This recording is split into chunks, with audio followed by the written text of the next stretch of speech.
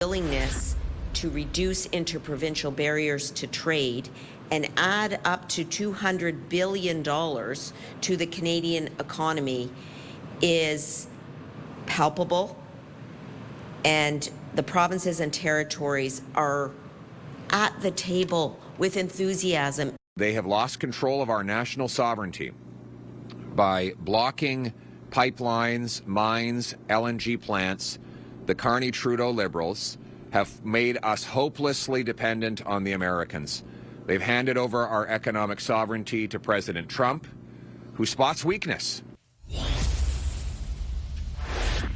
As we keep our ears tuned to any developments on Canada's 30-day reprieve from Donald Trump's massive tariffs, focus has turned here to how to insulate this country from more roller coaster rides. Premiers met this morning with the Prime Minister to talk about breaking down trade barriers within our borders. And previously pipeline-adverse politicians are now talking about how to build out capacity to get our energy to markets other than the U.S. How would doing things like that affect our ability to withstand a future Trump-induced economic slump, and how realistic is any of it? David Dodge is the former governor of the Bank of Canada, and John Manley is a former Liberal Deputy Prime Minister and Finance Minister. He's now a senior business advisor at Bennett Jones. Hi to both of you. Thank you very much for making the time tonight. Mr. Manley, I wanted to start with you on the question of this moment in time and whether or not you truly believe it is an inflection point for this country's not only political class, but the economy more largely. Well, I certainly agree with that proposition. I think, Vassy, what we've had here is that our basic strategy for Canada over 35 years has been turned upside down. And I had lots of experience, David will remember, promoting Canada around the world. And our investment thesis for Canada was this: we're a great country, rich in natural resources, lots of talented people, great institutions, stable institutions, rule of law, good educational facilities, research and development, and a guaranteed access to the U.S. market. Well, whether those tariffs come on in 30 days or not, that guarantee is now going to always be in question. So we need to develop a new investment thesis for Canada. Mr. Dodge, I see you nodding. What, in your view, is the best version of that new investment thesis? Well, the first thing is to do what we know we need to do, and that is to ensure that we have a tax system that is favorable to investment and encourages investment. Second, that we manage our regulatory structure in such a way that we give investors certainty as to what the rules are going to be going forward. And then finally, that we continue to work away to train and retrain our labor force as conditions change. So all those things, we've always known that they were important to do, but maybe we kind of forgotten and laid back too much in the past few years. Mr. Manley, I think it's true to say, and you can disagree, but different political parties have put different emphasis on what both of you just laid out at different times. Less so in some moments, more so in others. It feels right now like everyone across the political spectrum is essentially saying the same thing. Do you remember another moment in time when that has been the case? When we faced a real fiscal crisis in 1994-95, was when we had that kind of alignment, and when we were able to ask Canadians to do very difficult things in order to get us out of the deep hole that we were in. And David was, I would argue, David was the most important part of that, because he was Deputy Minister of Finance and masterminded the program review exercise that saw us go from being almost a fiscal basket case to being a paradigm of virtue in the G7, with the best fiscal outcomes of anybody. So it can happen. You must never let a good crisis go to waste. And I think President Trump has provided us with the kind of burning platform that maybe, God help us if it doesn't, maybe will give us the ability and inducement to get some of these things fixed that we've known we needed to fix. So I have a couple of specific questions on those things. And Mr. Dodge, I'll start with you, particularly around internal trade, which is a fancy way of saying there's barriers in place between, our provinces within our own borders. And everyone knows that when they go to buy wine in Ontario from BC and can't, and it's easier to get stuff from the United States, for example.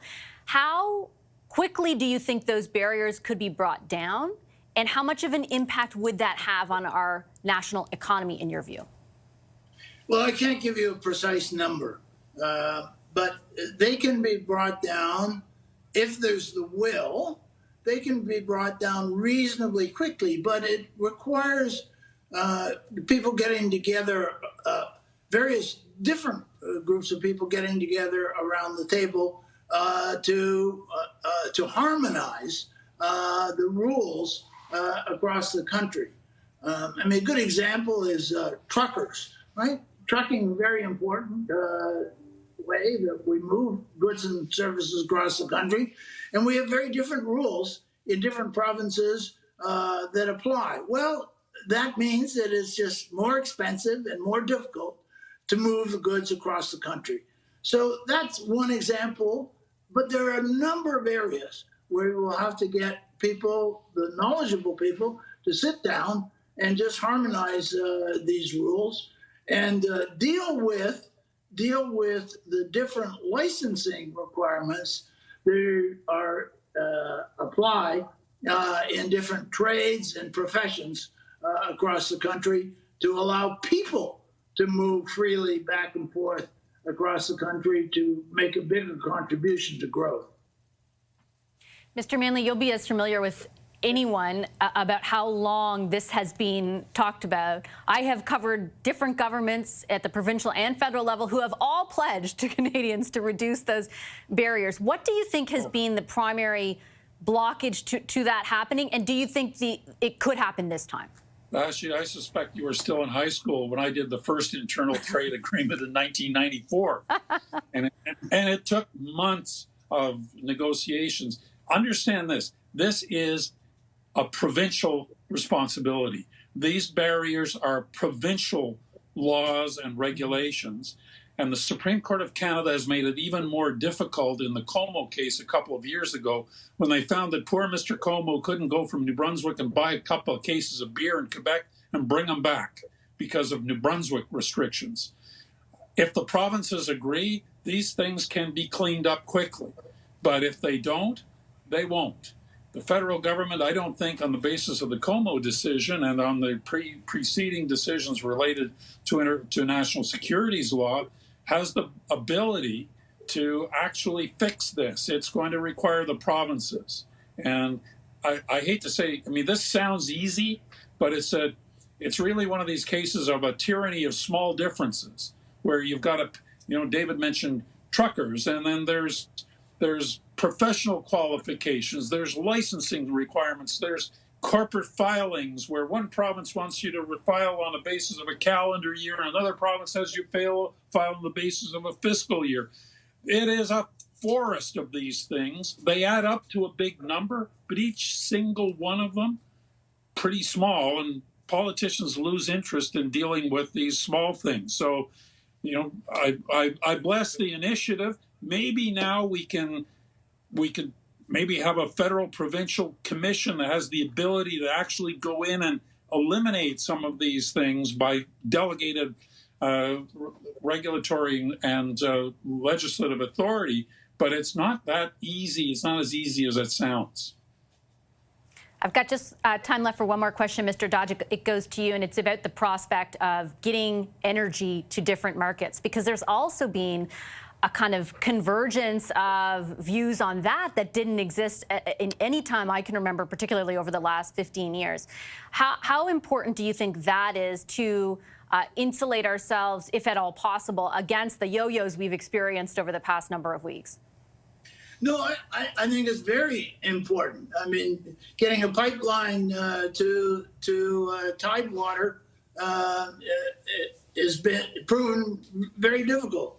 And maybe now we have the incentive to get on with it. So yes, I think it's very important. But don't think that it's going to be totally easy because there are so many groups. It's not just the provinces. We've created in this country a large number of self-regulating organizations which govern licenses. We have the First Nations, each of which has its own particular interest. So this is not easy and quick, but maybe Trump has done us a huge favor by creating the incentive to get on and do that, along with the things that are directly in the federal government's mandate. Okay, I have by to the leave way, it there. Vassy, I we're appreciate. running out of time. Yes, but that's we do okay. not have energy security in Canada without the United States. The notion that we could Right. cut off oil going from Alberta as punishment to the U.S., if they cut off natural gas coming from Pennsylvania to Ontario, we'd all be pretty miserable. So we've got to figure out how to give ourselves energy security if we're really worried about the reliability of our southern neighbor. It feels like everyone is pretty worried about that right now. That's one thing I can so. say for certain. Thank you very much, Mr. Manley, and thank you, Mr. Dodge. That's former Bank of Canada Governor David Dodge, former Liberal Finance Minister John Manley. Appreciate the discussion very much.